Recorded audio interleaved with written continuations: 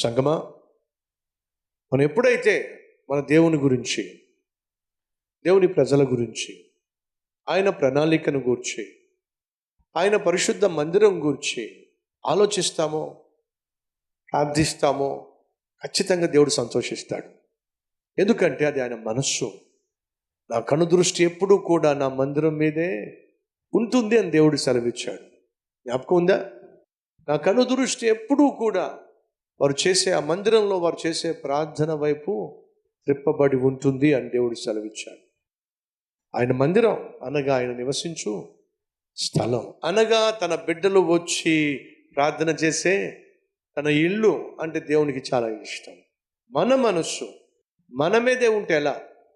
మన గురించే మనం ఆలోచిస్తూ ఉంటే ఎలా? ఆనాడు నెహెమ్యా జీవితం మనకు ఒక ఉదాహరణ. 4 నెలలు ప్రార్థన చేసి ఏమంటున్నాడు? ప్రభువా, దయచేసి నా ప్రార్థన ఆలకించాయా, దారి తప్పినటువంటి జనుల పక్షమున నేను చేస్తున్న ప్రార్థన ఆలకించాయా, నా కన్నీరు చూడయా అని 4 నెలలు ప్రార్థన చేశాడు. సంఘం మరొకసారి జ్ఞాపకం చేస్తున్నా, నువ్వు దేనికోసం అయితే ఉద్యోగం కోసం ప్రార్థన చేస్తున్నావు, ఇతర దేశానికి వెళ్ళాలని ప్రార్థన చేస్తున్నావు, ఒక వ్యాపారాన్ని స్టార్ట్ చేయాలని ప్రార్థన చేస్తున్నావు, ఒక ప్రత్యేకమైనటువంటి కోర్స్ ఎన్నుకోవాలని ప్రార్థన చేస్తున్నావు, ఒక ఇల్లు కొనాలని ప్రార్థన చేస్తున్నావు, ఒక స్థలాన్ని కొనాలని ప్రార్థన చేస్తున్నావు, కానీ క్లారిటీ రావట్లేదు. ఆ క్లారిటీ రానప్పుడు తొందరపడడం వల్ల ఉపయోగం లేదు. క్లారిటీ వచ్చేంత వరకు ఏం చేయాలి? ప్రార్థన చేయి. ఈ ప్రార్థన సమయం పెరుగుతున్నట్లయితే, నీకు క్లారిటీ రావడం లేదనంటే, ప్రణాళిక నీకు అర్థం కావడం లేదంటే, దేవుడు ఏం చేస్తున్నాడంటే నీ ప్రార్థన ద్వారా దేవుడు తాను ఏర్పరిచినటువంటి ప్రణాళిక కోసం సిద్ధము చేస్తున్నాడు.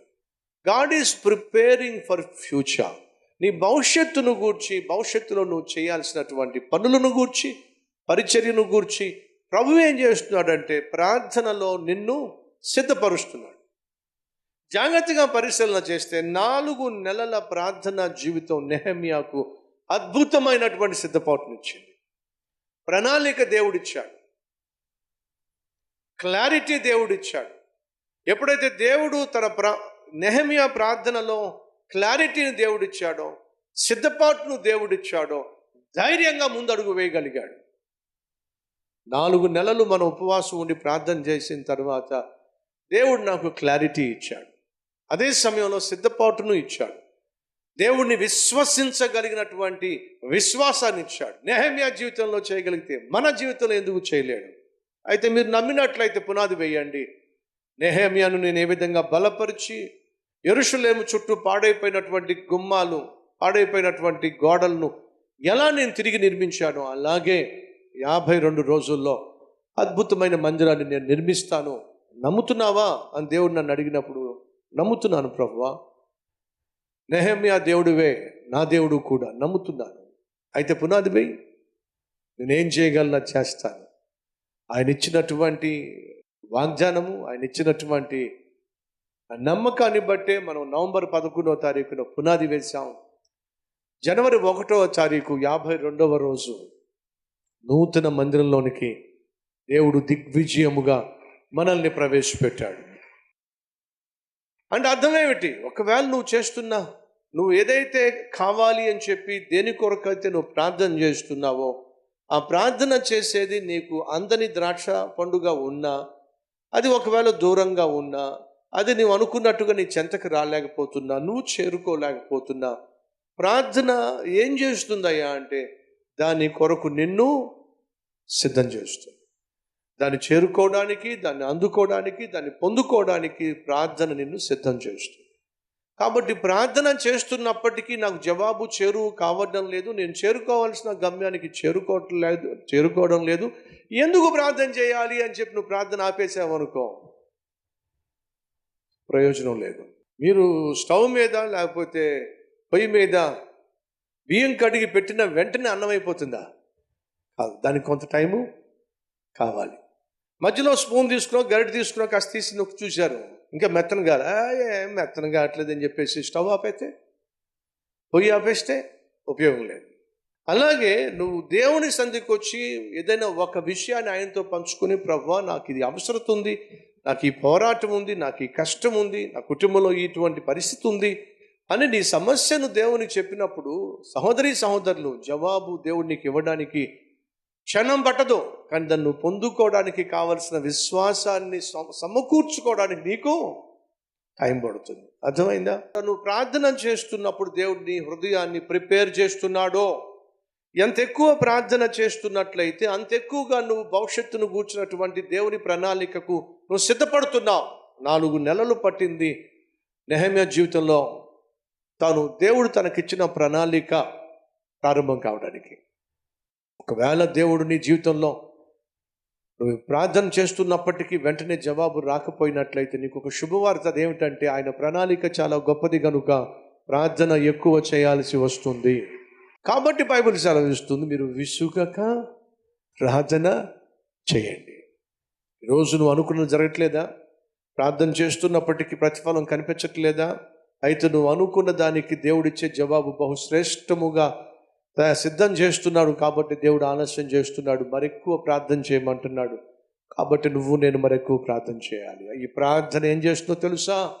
దేవుడు నీ కోసం నా కోసం సిద్ధపరిచినటువంటి అద్భుతమైనటువంటి జవాబును అందుకోవడానికి, ఆస్వాదించడానికి, ఆనందించడానికి సిద్ధపాటునిస్తుంది. ఈ విశ్వాసాన్ని కలిగి, ఈ నమ్మకం కలిగి ప్రార్థనా జీవితాన్ని కొనసాగిద్దాం. ప్రార్థనలోనే దేవుని యొక్క చిత్తాన్ని గ్రహిద్దాం, ఆయన ప్రణాళికను గ్రహిద్దాం. రేపటి దినాన దేవుడు నీ కోసం నా కోసం దాచిపెట్టిన శ్రేష్టమైన భవిష్యత్తును స్వతంత్రించుకుందాం. అవునన్న వాళ్ళు మీరున్న చోటే మోకరించి ప్రార్థనలు ఇస్తారా?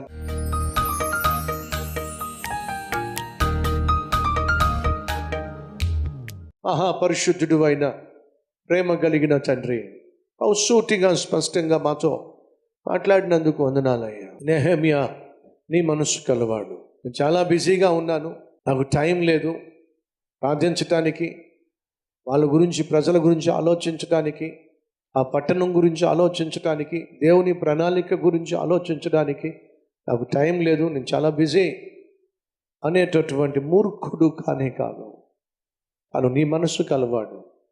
తాను కలిగిన ఉద్యోగం కంటే, తను కలిగి ఉన్నటువంటి రాబడి కంటే నిన్ను గూర్చి ఆలోచించటం, నీ ప్రజలను గూర్చి ఆలోచించటం, నువ్వు ప్రేమించిన పరిశుద్ధ మందిరము గూర్చి ఆలోచించటం బహు ఉత్తమము అని గ్రహించాడు. కాబట్టి నాయనా నీ చిత్తం కోసం ప్రార్థన చేశాడు, నీ ఉద్దేశం తెలుసుకోవడానికి ప్రార్థన చేశాడు, ప్రజల పక్షమున పశ్చాత్తాపడ్డాడు, ప్రలాపించాడు. 4 నెలల పాటు ఏడ్చి ప్రార్థన చేశాడు. అయ్యా ఇటు మనసు మాకు దయచేయండి ఆయన. అయ్యా నీ మనస్సు మేము కలిగి ఉండాలి. మా మనస్సు ప్రశాంతంగా ఉంటేనే, నిష్కల్మషంగా ఉంటేనే నాయన నీ చిత్తాన్ని మేము గ్రహించగలుగుతాం. ఆ నీ చిత్తాన్ని గ్రహించి నీ చిత్తానుసారంగా జీవించే కృప నాయన మాకు అనుగ్రహించు. యేసు నామం పేరేట వేడుకుంటున్నాం తండ్రి, ఆమేన్.